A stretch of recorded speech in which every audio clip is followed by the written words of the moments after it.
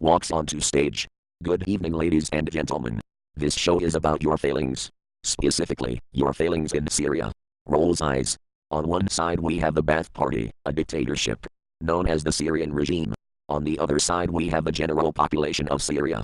The debate started as, it is a civil war. Leave them to it. It will work itself out. Pauses. Let me first point out, there is nothing civil about war. Secondly, to have a civil war, both sides need to armed. Slaughtering civilians in the hope you might suppress them is not at civil war. Thirdly, and probably most importantly, once civilians are forced to fight to defend themselves, they become legitimate targets for the government's military. Rolls eyes. Regardless of how many innocent civilians were killed before they take up arms. Pauses.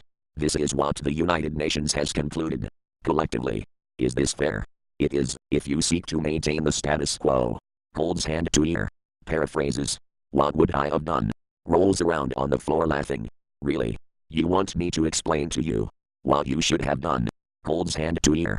Mumbles.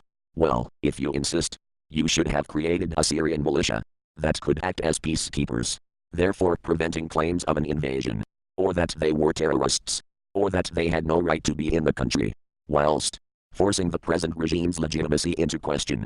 A dictatorship can only exist if it can subdue opposition through force.